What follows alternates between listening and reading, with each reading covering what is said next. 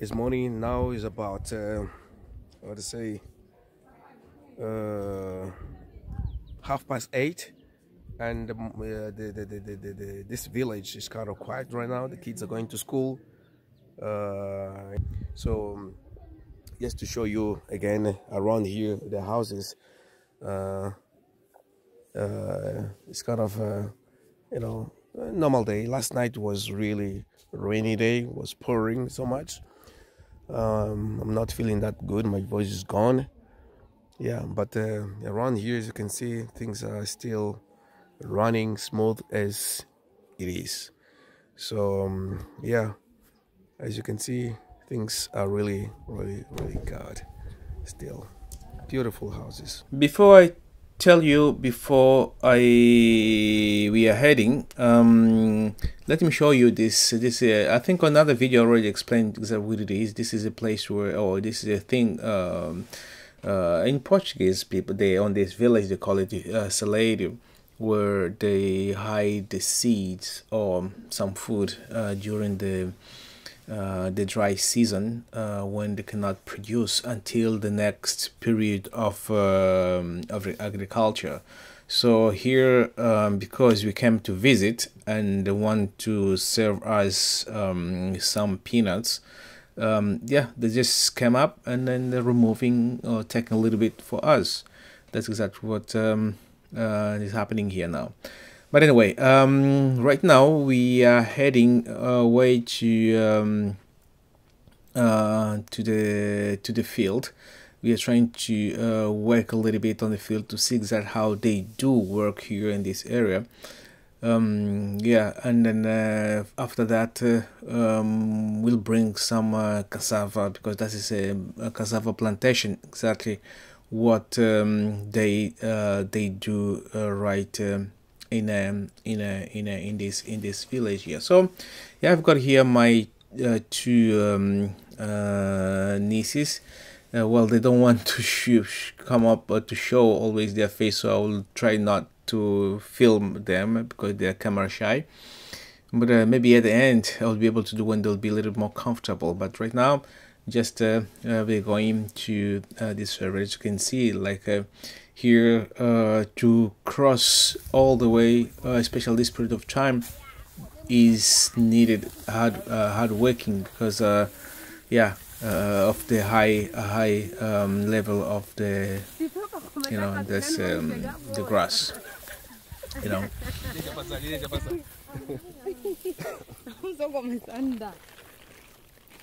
Okay, let's go.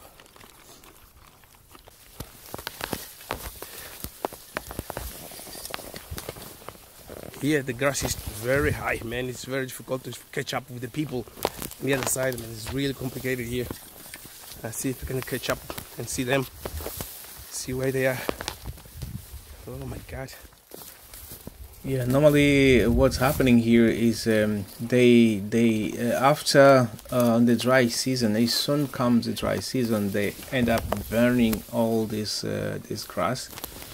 Well, they have been doing this for ages, but I don't know exactly if this burning, it doesn't create a problem on the soil, but it's apparently not. They've been happening for years and the years and the years. Maybe it doesn't. I mean, it's not a problem due to the fact that they don't use the soil that much. That create a problem, erosion, if may say it that way.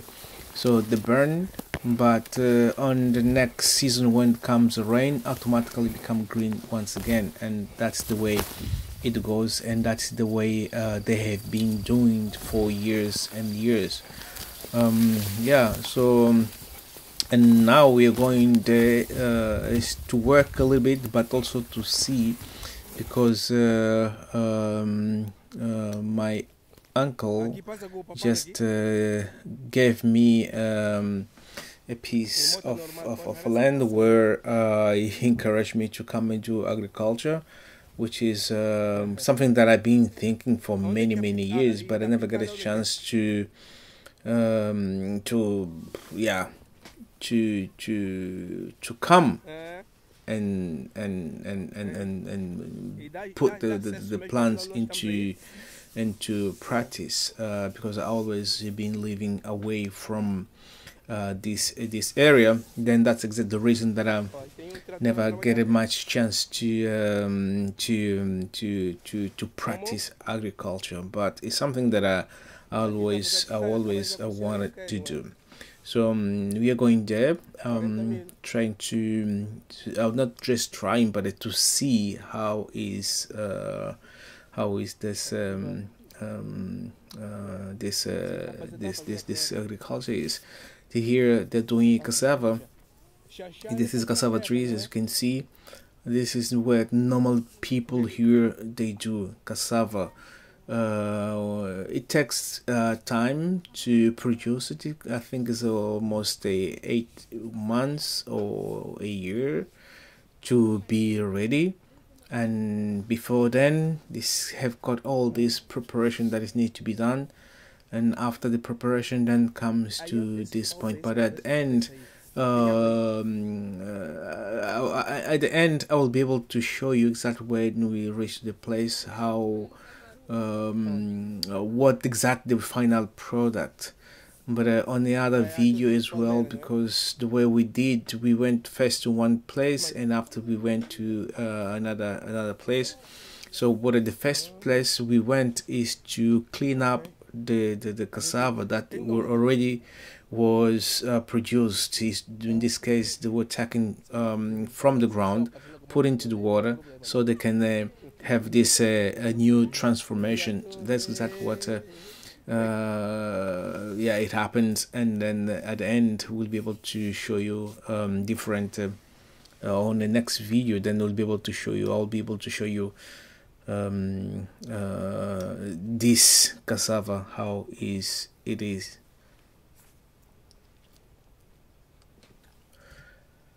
Here just they're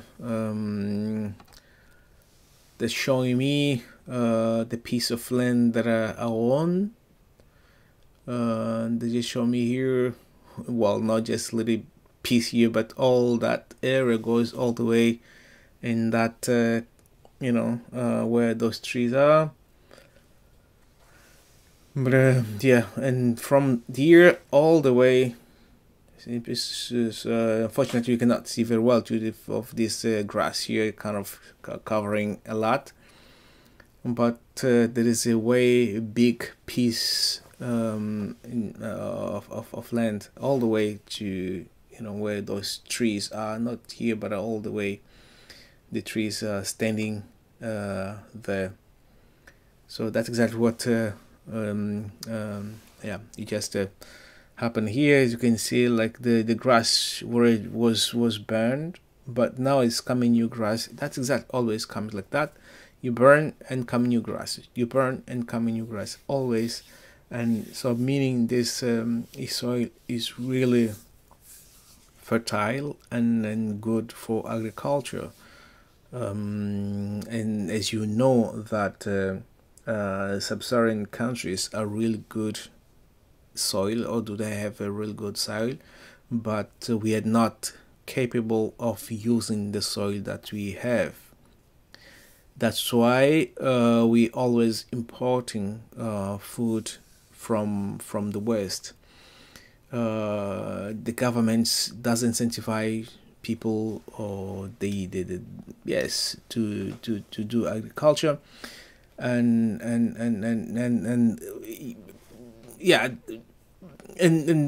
people see agriculture as a bad profession. And this is the entire continent. You've got this problem that agriculture is a bad profession. It's the same like a shoemaker. There are many people don't believe, not just don't believe, but they don't like to be a shoemaker, for example, or don't like to be a bricklayer. Start putting bricks on or try to build in the houses. There is always this kind of misinterpretation about this kind of career. The only career that people want to do, being a politician or being a lawyer, all these more liberal jobs. That's where people have got this more prestige, and because that's exactly where the government incentivize, I think, more these people here to be or us to be lawyers, to be journalists, all this kind of liberal, instead of more technical, start thinking how we can feed ourselves. We are not doing it. As you can see, that's abundant of place of land, but we are not using. And then if you go in many part of the world, you'll find people looking for or fighting for land, because they don't have a place to do the agriculture. And that's why we see as well this trade now coming out trend, that the governments and the West coming, these big multinational companies, to grab land in these countries. So yeah, that is another field. They already the girls work. So this is belongs as well to the relative, my uncle, which is really nice. And then yeah, I'm looking forward more to give my contribution to this this activity, because it's needed. I mean, it's really high needed, because we need to stop importing food from all this part of the world. We don't know exactly how do they produce. So we really need starting producing our own food. Otherwise, we're going to start, as you can see, for example, in I call it in the main city, the level of cancer is really high, because I remember there was a nurse who from some Western country, I don't remember what it is, when the first came as working for Médecins Sans Frontières, the Medicine Without Border, I think that's the way called in English, and they never encounter that problems of cancer. But 10 years later, after they came in the country, they start seeing many cases of cancer. And we are talking about when the mass production or importation of food, that's exactly what happens. So because now people only use they use only imported food, and which is really biggest problem. So we need to change this narrative, not only in this place here, but in the entire continent. So need to to change this narrative, so that we will be able to feed ourselves. Really important for that. Well, yeah, and then also be encouraged for everybody to be involved in this field of agriculture. It's really vital, it's important, it's urgent, it is really needed, right? So otherwise we'll keep on being dependent, as we are not independent, we are still dependent, especially economically and somehow political as well. Well, here is the place. We just arrived into the field.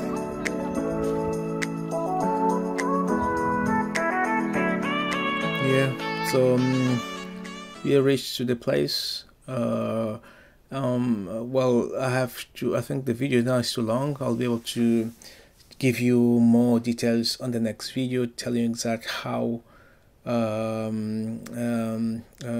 this process is. This is the mango trees that I'm just showing you here, and yeah, they're just growing on the wild. But that's exactly what it is, and this I will show you exactly what we are going to do here. But on the next video I'll be able to show you more this, and especially the one on the back, what the girl is doing over there. So from now on, see you next time.